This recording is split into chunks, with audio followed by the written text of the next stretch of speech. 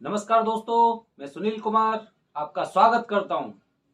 दोस्तों, आज आप सब लोग 5 राज्यों के चुनाव नतीजे देख रहे हैं और आप देख रहे होंगे, आप सभी ने अपने अपने घरों में टीवी पर न्यूज चैनल को ऑन कर रखा होगा। आप सभी लोग देख रहे हैं और एक बात जो उत्तर प्रदेश से आपको साफ दिखाई दे रही होगी, एक बाबा सब पर भारी। किस तरह से हम लोगों को बेवकूफ बनाने की कोशिश की गई थी, हमारे सामने झूठे तथ्य रखे गए थे। एक किसान आंदोलन की बात करें, राकेश टिकैत, जयंत चौधरी, कैसे कैसे वादे कर रहे थे लोग, कैसी कैसी अफवाहें उड़ा रहे थे कि लोगों के अंदर बीजेपी के प्रति विरोध है और इसे पूरी सरकार को बदल देंगे। उसके बाद मायावती आई, ममता बनर्जी आ गई और ओवैसी आ गए। सब लोगों ने बीजेपी के खिलाफ दुष्प्रचार किया, लेकिन आज जनता ने जो सही तरीके से उन्हें आईना दिखाया सब लोगों को, आज सब अपने अपने बिलों में घुस गए होंगे। जैसे बाबा ने बोला था ना कि मैं मई जून में भी इसे शिमला बना दूंगा। सब लोग, जितने भी विपक्षी पार्टियां थी, सारी पार्टियां एक होकर बस एक ही वो दुष्प्रचार करने में लगी हुई थी कि योगी जी ने ये कर दिया, योगी जी ने कुछ भी अच्छा नहीं किया है। लेकिन आज जनता ने सबके मुंह पर एक करारा तमाचा मारा है और आज के नतीजे से कुछ चीजें, अगर हम कुछ विश्लेषण करना चाहें तो वो चीजें आप समझ सकते हैं। सबसे पहली बात कि अखिलेश यादव, क्योंकि दूसरे नंबर की पार्टी रही है अखिलेश यादव की। जब इन सारे तथ्यों को साथ मिलाकर सारे किसान नेता जो उनके साथ थे और ममता बनर्जी उनके साथ आ गई और ये संजय सिंह, आम आदमी पार्टी जैसे लोग भी उनके साथ आ गए, और उसके बावजूद भी अगर वो बीजेपी के आधी सीट भी नहीं ला पाई हैं, तो इसका मतलब साफ समझ में आ रहा है कि अखिलेश यादव का कैरियर लगभग खत्म हो गया है। और कुछ नहीं तो कम से कम कुछ समय के लिए, 10, 15, 20 साल के लिए अखिलेश यादव जी अब यहां से मुख्यमंत्री बनने के केवल सपने देख सकते हैं और कुछ नहीं देख सकते हैं। दूसरा, कांग्रेस पार्टी के बारे में आप देख रहे हैं, कांग्रेस पार्टी को 2 सीटें, 2 या 3 सीट मिलने का अनुमान मिल रहा है, जिससे क्या अनुमान लगाया जा रहा है कि कांग्रेस मुक्त भारत का जो सपना मोदी जी ने हिंदुस्तान को दिखाया था, वो कम से कम उत्तर प्रदेश में तो पूरी तरह से एकदम साफ दिखाई दे रहा है।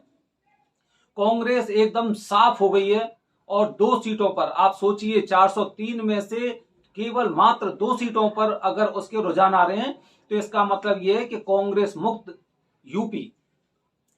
इसके बाद अगर मायावती की बात करें, मायावती ने भी 2-3 बार यहाँ पे उत्तर प्रदेश में शासन किया है। उसके बावजूद भी अगर उनकी 2, 3, 4 सीट आ रही हैं, तो इसका मतलब यह है कि बाबा ने सबके कैरियर को ध्वस्त कर दिया। कुछ लोग जाति और धर्म के नाम पर लोगों को बांटने की कोशिश कर रहे थे, वहां पर भी हम लोगों के सामने ये तथ्य सामने आए हैं कि बाबा को वोट देने में किसी जाति ने, किसी धर्म ने विशेष भूमिका नहीं निभाई है, बल्कि जिन लोगों को जो लाभ यहाँ सरकार, उत्तर प्रदेश सरकार से, योगी सरकार से जो लाभ मिले थे, उन लाभ के आधार पर उन्हें लगा कि मुझे बाबा को द्वारा से वापस लेके आना है। यहां पर लोगों को कैसे गुमराह किया गया, अयोध्या मंदिर के नाम पर लोगों ने कैसे झूठ बोले। जैसे आम आदमी पार्टी के संजय सिंह जो पूरी यूपी में भ्रमण करते रहे, लोगों को गुमराह करते रहे कि देखो चंदा में से और इन्होंने वो घोटाला किया है। क्या हुआ? तो एक चीज तो एकदम साफ समझ में आ रही है कि लोग बीजेपी को एकदम पूरी तरह से पसंद कर रहे हैं, और जहां पर बीजेपी नहीं है वहां पर आप देख सकते हैं कि अगर कांग्रेस वहां पर पहले थी, तो उसके बाद आम आदमी पार्टी जो उसकी सेकंड पार्टी है, वो वहां पर अपने कदम पसार रही है। पंजाब में आम आदमी पार्टी का चुनाव जीतना, ये भी हमें कुछ संकेत दे रहा है, और संकेत इस तरह से आ रहे हैं, जैसे आपने देखा होगा किसान आंदोलन के टाइम पर क्या हुआ था कि कैसे खालिस्तानियों ने पूरी तरह से और किसान आंदोलन को पूरा हाईजैक कर लिया था। तो इसका कहीं ना कहीं कोई लिंक हम लोग समझ पा रहे हैं कि आखिरकार आम आदमी पार्टी ने वहां पर इतना अच्छा प्रदर्शन क्यों किया है और किस तरह की राजनीति वहां पर हुई है, और कैसे कैसे चुनाव से पहले चीजें चल रही थी कि भाई यहाँ पर तो खालिस्तानियों का अड्डा है, यहाँ पर नशेड़ियों का अड्डा है, और यहाँ पे पूरे पंजाब को ये भारत से अलग करने की सोच रहे हैं। तो हो सकता है कि उन्हीं सब बातों को ध्यान में रखते हुए वहां पर वोट दिया गया है कि कम से कम ये इंसान ऐसा है जो हमारी इन सब चीजों को पूरा कर सकता है, ऐसा अनुमान लगाया जा रहा है। तो दोस्तों, बाबा फिर से आ रहे हैं। हमने पहले ही अपने चुनाव से पहले अपना एक वीडियो शेयर किया था, उसमें हमने बताया था कि बीजेपी को करीब 350 के आसपास सीट मिल सकती हैं, लेकिन जिस तरह से लोगों ने दुष्प्रचार किया उसके अनुसार करीब 250 सीट भी फिर भी बीजेपी को मिल रही हैं। यानी कि 1985 के बाद से पहली ऐसी पार्टी है जो दोबारा से सत्ता में रिपीट हो रही है। अदरवाइज कभी पहले समाजवादी पार्टी आती थी, कभी बसपा आ जाती थी, कभी बीजेपी और कभी कुछ, ऐसे होता था। लेकिन इतिहास बनाने में हम सब लोगों की अहम भूमिका है, क्योंकि हम लोग उत्तर प्रदेश में रहकर और पूरी तरह से जागृत हो गए हैं। अगर हमें इस तरह से भड़काया जाता है कि देखो वहां पर तो मुस्लिमों के साथ अत्याचार हो रहा है, देखो वहां पर पंडितों को मारा जा रहा है, तो ये सारी केवल कोरी अफवाहें थी और उसके अलावा कुछ नहीं था। जनता जनार्दन ने जिस तरह से पूरे अपने मत का प्रयोग किया और जिस तरह से पूरा बहुमत, पूर्ण बहुमत अगर योगी सरकार को दिया है, तो योगी सरकार के कामकाज से जनता पूरी तरह से खुश है। और आगे भी चुनाव होंगे, आगे की चुनावों में भी आपको इन बातों का ध्यान रखना है कि विपक्षी किस तरह से दुष्प्रचार करते हैं, किस तरह से दुष्प्रचार करते हैं, और इसका खामियाजा उन्हें उत्तर प्रदेश में भुगतना पड़ा है। अखिलेश यादव जी के सामने एक सबसे बड़ी चुनौती यह है कि वो अपने आप पर विश्वास नहीं करते हैं। उन्होंने कभी अपने आप पर खुद पर विश्वास नहीं किया। सबसे पहले उन्हें मुलायम सिंह जी थे, उन्होंने उन्हें मुख्यमंत्री बना दिया, लेकिन उसके बाद से वो खुद अपने आप को रिप्रेजेंट नहीं कर पाए। कभी वो कांग्रेस से हाथ मिला लेते हैं, कभी वो मायावती से हाथ मिला लेते हैं, कभी जयंत चौधरी से हाथ मिला लेते हैं, कभी किसान आंदोलन की आड़ में वो राकेश टिकैत से हाथ मिला लेते हैं, कभी ममता बनर्जी से हाथ मिला लेते हैं, कभी वो आम आदमी पार्टी के लोगों से हाथ मिला लेते हैं। इसका मतलब साफ है कि उनके अंदर विश्वास की बहुत ज्यादा कमी है, और हो सकता है इसीलिए उत्तर प्रदेश में जितने भी नेता लोग हैं उन्हें बबुआ बबुआ कहकर बुलाते हैं। तो दोस्तों, इसका मतलब ये हो गया कि अगर आप 10 साल में, 15 साल में अपने आप पर पूर्ण रूप से विश्वास नहीं जमा पाए हैं, तो जनता आप पर विश्वास किस तरह से करेगी। और यही एक कारण हो सकता है कि जनता को समझ में आ गई है कि जो मुख्यमंत्री बनने के लिए हैं, जो मुख्यमंत्री के दावेदार हैं, उनमें योगी जी का मुकाबला कोई नहीं कर सकता, क्योंकि आपके अंदर तो विश्वास ही नहीं है। आप दूसरों पे विश्वास करते हैं। आप सोचते हैं कि किसान आंदोलन की आड़ में और जनता गुमराह हो जाएगी और हमें वोट देंगे।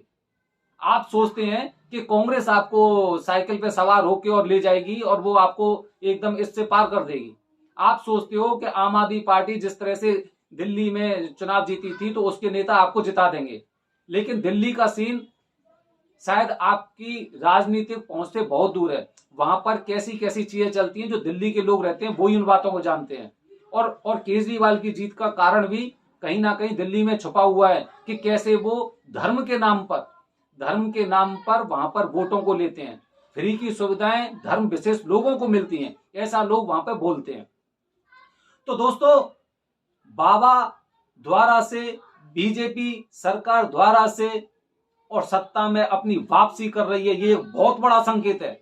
ये हमारे देश की आगे की राजनीति के लिए भी एक प्रेरणा स्रोत रहेगा कि किस तरह से बाबा ने अपनी दूसरी पारी खेली, किस तरह से उनका चुनाव प्रचार था और जनता कैसे उनके कदमों से, जो उन्होंने यहाँ पर एक कानून व्यवस्था दी थी, जहां पर उन्होंने कभी किसी, अगर कोई वो सुविधाएं मिल रही हैं, कुछ अगर प्रधानमंत्री की योजना आ रही है या फिर कुछ जनता के लिए सुविधा आ रही है, तो उन्होंने कभी धर्म के नाम पर लोगों को नहीं किया, धर्म के नाम पर उन्होंने बंटवारा नहीं किया।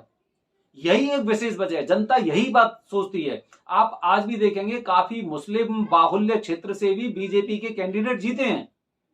तो हम ये नहीं कह सकते कि मुसलमान बीजेपी को वोट नहीं देते हैं, बल्कि मुसलमानों को अब तक इस तरह से भ्रमित किया जाता था कि वो इधर उधर भटके रहते थे। आज बाबा के आने पर भी उनका भी विजन एकदम क्लियर है कि हम यहां पर सुशासन चाहते हैं, हम यहां पर एक ऐसा नेतृत्व चाहते हैं जो सबको साथ लेके चले, सबका विकास हो। तो दोस्तों, बाबा आ रहे हैं और बाबा के आने का मतलब यही हो गया कि उत्तर प्रदेश से अखिलेश, मायावती, इनका कैरियर खत्म। जो हमें लगता है, जो हमारे जो ट्रेंड एनालिस्ट बताते हैं, वो इसी बात की ओर इशारा कर रहे हैं कि अब अखिलेश यादव का द्वारा से सत्ता में वापस आना किसी भी चुनाव में, या मायावती का वापस आना, या कांग्रेस की वापसी करना, या फिर किसी अन्य दल का यहां पर आना, वो एकदम मील का पत्थर साबित होगा इन लोगों के लिए जो अभी रुझान आ रहे हैं। तो दोस्तों, बाबा ने जैसे बोला था कि द्वारा हम आएंगे, आ रहे हैं भगवाधारी, और होली हम भगवा रंग में मनाएंगे। तो दोस्तों, सबसे पहले हम भी और हमारे जो टीम है, टीम के माध्यम से भी हम बाबा को, माननीय मुख्यमंत्री योगी आदित्यनाथ जी को अभी से, रुझान के आने से ही हम उन्हें बहुत बहुत शुभकामना देते हैं, और हम सभी उनसे उम्मीद करते हैं, और हमारा उनसे एक निवेदन भी है कि जिस तरह से आपने शासन किया था, शासन उसी तरह से हो। जो लॉ एंड ऑर्डर है, यहाँ पर जो कानून व्यवस्था है, वो और ज्यादा मजबूत हो। और एक चीज बाबा जी को और ध्यान रखनी पड़ेगी कि अभी यहां से रिश्वतखोरी खत्म नहीं हुई है, उस पर भी आपको गौर करने की जरूरत है। हम भी अपने वीडियो के माध्यम से बताएंगे कि कैसे कैसे किस किस तरह से और रिश्वतखोरी और घूसखोरी आज भी उत्तर प्रदेश में चल रही है। उस पर आपको अब अगली सरकार में आपको इन कुछ कदमों पे कदम उठाना पड़ेगा, बहुत सख्त कदम उठाना पड़ेगा। तो एक बार फिर से बीजेपी की पूरी टीम को हमारी तरफ से बहुत बहुत शुभकामनाएं, और माननीय मुख्यमंत्री योगी आदित्यनाथ जी को बहुत बहुत बधाई, और हमारी तरफ से हर हर महादेव।